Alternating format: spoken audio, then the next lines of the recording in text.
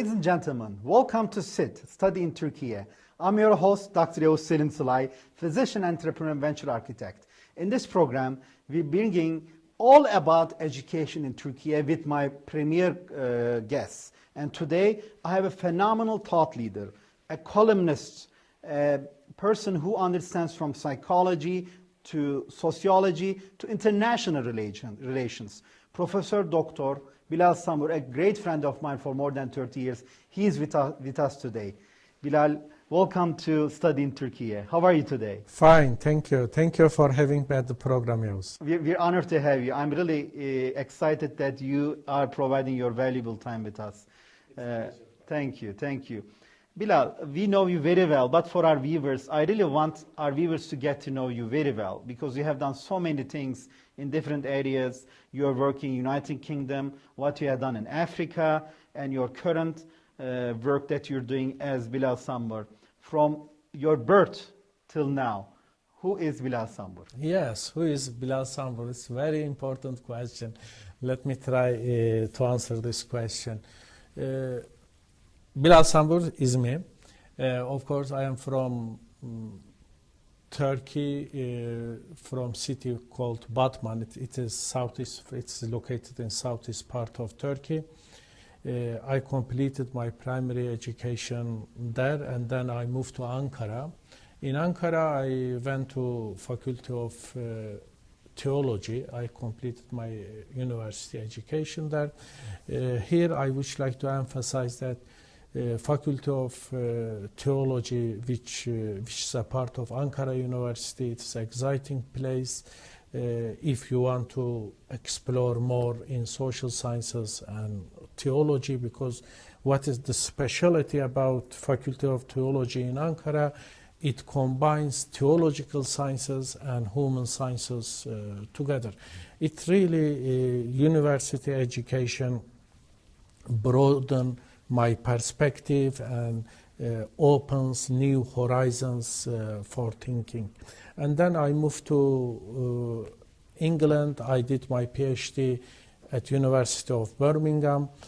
I stayed there around 6 years, and here I studied the relationship between culture and religion and interfaith dialogue, and how theological heritage of Islam and intellectual heritage of Western culture and African culture, in Indian culture and other world culture could interact with each other.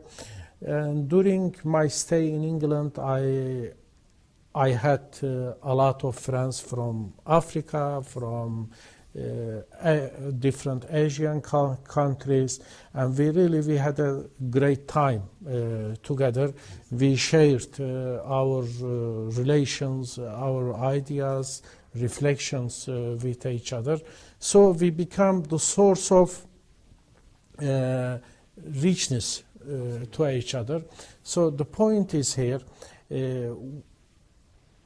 within educational setting, as much as there is a cultural, social, human diversity, this educational setting becomes more creative, more innovative, and more interactive. I experienced that during my stay in England.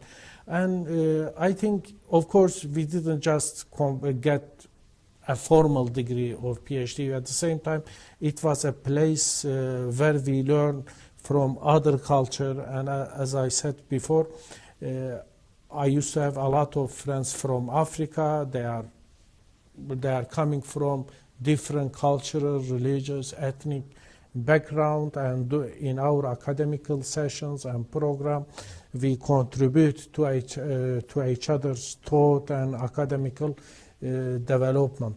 After I completed my PhD in England, I come back to my home country, Turkey. I worked at Faculty of Theology at Sparta, which is a part of Süleyman Demirel University. And after that, I moved to Ankara. Now I am living in Ankara. I am working for Yıldırım Beyazıt University at the Department of Psychology.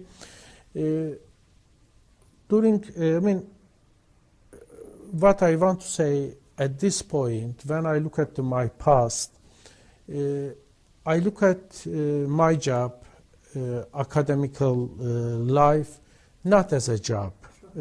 I am considering my academical experience as a sort of adventure. During this adventure, every time you are facing new challenges, and when you face these challenges, you have to produce some responses to these challenges. And of course, what is exciting about academical life, it's uncertainty. Nothing is certain. Academical life is full of surprises, and at the same time, full of opportunity. So if you have such a adventurous mind as an academic, you are always in search of learning something, challenging new idea, producing new idea, criticizing something, look at human phenomena from different perspective. And the second point I would like to make is studying human, studying nature cannot be separated from each other. We are a part of nature. We are living within nature. And at the same time, we are living together. So Africa cannot be separated from Asia, Turkey cannot be separated from Middle East, or I cannot be separated from you. So within this natural ecological context, we have to look at each other, we have to look at nature, we have to look at the human relation within this perspective. So that means that no single discipline alone can understand human phenomena. So we can't build boundaries or restriction under the name of, let's say, psychology, under the name of sociology or culture. So psychology alone as a science doesn't mean anything. Psychology, sociology, philosophy, theology, culture, ethnology, and all other human sciences and natural sciences, when we combine all these sciences together, we could understand each other better. And every human study, if they open new perspective when we look at each other, that means that this human study functions very well and contribute to our understanding. I want to let our viewers know that with Bilal, we will be starting a new show, Exploring Humanity. And we will be talking in different angles and perspectives of different problems that is touching humanity from different perspectives. And it will be also relevant to today as well as to the science and history. So actually, this is the first show I'm hosting, but he's also very experienced. Bilal is a very experienced journalist, academician, thought leader, which is well regarded internationally. He's already on many TV channels all the time, in Russia, in Turkey, in France. So we're delighted that we'll be starting this show together. So getting back to you, Bilal, why did you decide to become an academician? And if you come back again to life, would you choose your path again? Well, why I choose become academician? From my childhood, I have only one love. I love books. I am always falling in love with books. And when I received my allowances from my father, I always spent my allowances for books. You invest in books? Yes, I am my only investment in the books. And every time I read a book, I realize that I am learning a life, actually. Yes, I mean, you are alone, only experience one life. But when you go through other books, you are exploring another life. So books, I considered book as a new, as a windows, as a channel, which help me to reach other life, to experience some other life. And of course, loving books. And the other is, I think, you have to have patience for learning. So learning is not a fixed process. Cognitively, human mind designed in a way we are thirsty for learning something new. And it is really, from my childhood, I had a strong passion to learn something, to understand other human beings, what is going on in their mind, what is going on in their heart, why they behave in this way. And the only way to find answer this question, I realized that you have to be a writer. You have to write something. Document it. Because word and writing goes side by side. So, and then I decided which profession makes me a writer at the same time a researcher. And my answer is to be an academics. And academics in which field? I said social sciences, because in social sciences you learn human relations in individual context, in social context, as well as global context. And you mentioned history. At the same time, as a human beings, we have a history. But at the same time, we are always looking the future. We are not looking to past. So we are future-oriented beings, although history is a part of our experience. So all these dynamics lead me to be an academic, and if I had a chance to come back this life, definitely I will be academics, I will be researcher, I will be a learner. Actually. Excellent, excellent. I think not losing the passion, being passionate about learning, then it is not a job anymore. Because, and like you said, curiosity is the source of everything. If you have curiosity, it is the source of philosophy, faith, and explorations in humanity. So not losing that curiosity is extremely important. And if you do this with passion, with excitement, then you actually are taking your work while documenting to the next step. So you have many books as well. You're writing on daily as well on Milat newspaper, and also you're columnist in Independent. At the same time, you have other literature books that is widely regarded, and I want to thank you for all your beautiful hard work. Also, I want to closely get back to Africa from your story. So you have been to Africa, I believe so.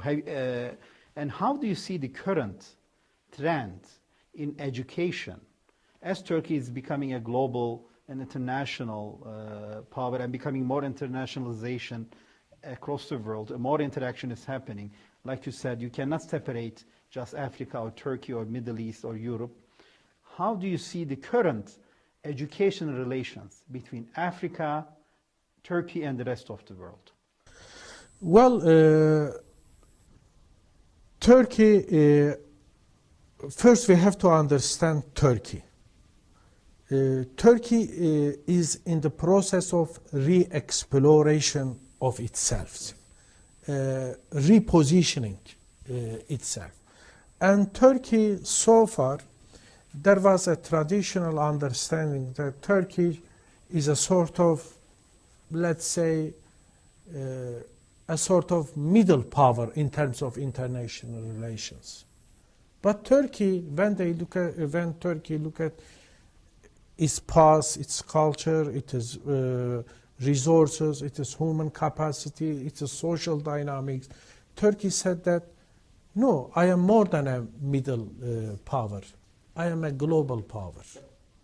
And now Turkey tried to connect itself to all parts of the globe, Turkey tried to connect itself to Africa, Turkey tried to connect itself to Asia and Europe and all the rest. Yes.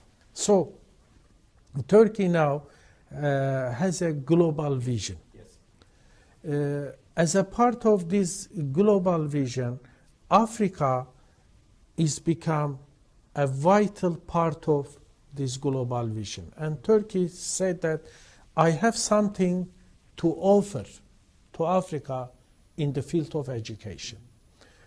So what Turkey is offering? In order to answer this question, Turkey start to reform, reorganize its higher educational institutions. Now, as you said before, Turkey has a more than 210 higher educational institutions. Some of these institutions, they have campuses in abroad. For example, we have Ankara Social Sciences University has a campus in Cyprus. Middle Eastern Technical University, they have a campus in Cyprus, and Turkey now some Turkish university, for example, Yıldırım Beyazıt University, Ankara Social Sciences University, Istanbul University, now they signed some agreement with African university, and probably in the near future we are opening our campus probably in some part of Africa. So only national TV, we are now advertising more than 10 universities for rolling the students into the program. So many universities are actually advertising their education capability through national TV. And so there is about more than 150,000 African students now in Turkey. Yes. Who are studying. Yes, I mean, now when you enter our campuses, you see that our campuses, they are international campuses.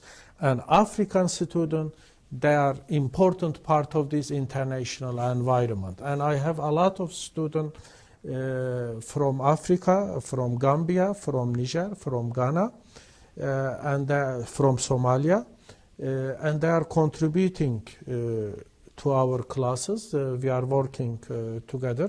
They are excellent people. We are delighted to have them with us. At the same time,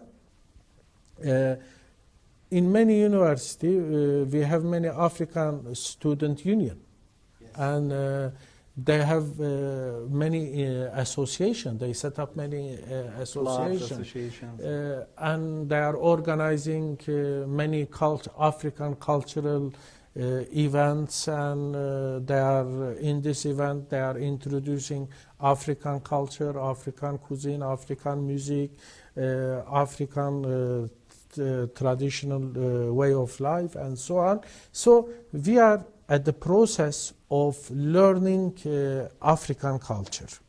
But at the same time, Turkey tries to develop its facility, its capacity more, because Turkey wants to offer more. In order to do that, in Turkey we have many universities. They are not just giving education in Turkish. We are at the same time, we are conducting multilingual education. For example, Yıldırım Beyazıt University, Ankara Social Sciences University, most departments, they are providing education in English. And some of them, they are providing English as well as Arabic. Yes. And some of them, for example, they are organizing some courses, language teaching courses, Swahili languages, which is very important in Africa. I heard that in some university they are opening these courses. There are 200 common words between Swahili and Turkish as well. One of my friends told me. So I heard about that. I'm glad you mentioned that. So I heard. I don't know the detail about it, but so all this development shows that Turkish educational institution, they are taking Africa very seriously, and they are trying to be a good platform, a good place for African students. Excellent. I want to get to your experience. You have a recommendation of establishing a TV in your column that you have actually attended a very important program, a conference with TIC. I read what you have written about Ghana. Tell me more. What happened there in that conference, and what was your impression about Ghana, and why did you make the recommendation of a TV? Actually, some years ago, I visited Ghana with a group of friends for international conferences there, and at the same time, it's around 10 days we stayed in Ghana, and during our stay, we had a chance to observe, to interact people, and I realized that what is special about Africa and about Turkey in terms of human tradition, in terms of human relation, the way they behave each other, family life, social life, their habit, we are almost the same. Yes. I mean, there are just artificial differences between us. So human, in terms of human quality, we share a lot with each other. In terms of value, for example, we value hospitality, we value friendship, we value solidarity. I mean, in our culture and in their culture, human relation is not based on win or lose situation. Our culture, Turkish culture and African culture, based on the value of win-win situation. So I thought that, but we don't know too much about each other. So at this time, I suggest that we have to set up particular institution within our university. For example, Center for the Study of Ghana, Center for the Study of Niger. Yeah. Not only Africa, because Africa is a big country. Yeah, yeah. We have to study case by case. Exactly. Each is very different. Because it is more than 50 countries, and every country, or even in some places, in some regions, there are huge differences between one region and the other region. So I thought that it will be wonderful if there was a television channel which could introduce Turkish culture to African, at the same time to introduce African values, African way of life to Turkish people. So if we do that, Africa would be a meaningful and inspirational source of learning for our experience.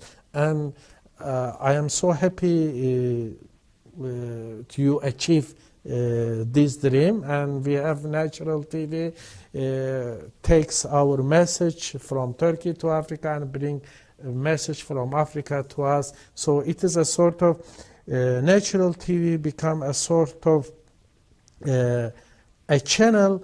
It is not one way of channel. It is giving and taking. So it is a two way of working. It's wonderful. Congratulations, Yavuz. Thank you. Well done. We will be doing it together. So, we are now broadcasting to more than 900 million people in more than 40 countries, and we will start our program together. I want to get your final words for our African brothers and sisters as we close this program. What do you want to give as your final message to Africa, and what should they expect from Bilal in the coming days together from Natural TV? Actually, maybe we have to restate your question, what they should expect from Bilal. What should we expect from each other? I think that is the question. First, my message to my African brothers and sisters, we are not foreigner to each other because we are human. Everything about human is not alien to us. So we have to know each other. And yes, geographically, we are living in Turkey. Geographically, you could live in Ghana, in Tanzania, in Somalia, in Uganda, and so on. But that does not mean that geographical location or distances separated from each other. We have to learn that Turkey is your home. At the same time, we have to increase our awareness that Africa is our home. So the challenge before us, how can we make Turkey our real home, and how can we make Africa our real home? And I believe that natural TV is a wonderful facility, wonderful channel, which provide us wonderful opportunity, which bring us together, and which makes Turkey as a home for Africa and Africa as a home for Turkey. Thank you, Bilal Samur. Such a pleasure having you here. Looking forward to working and creating huge value for our African brothers and sisters. I truly appreciate your time. Thank you.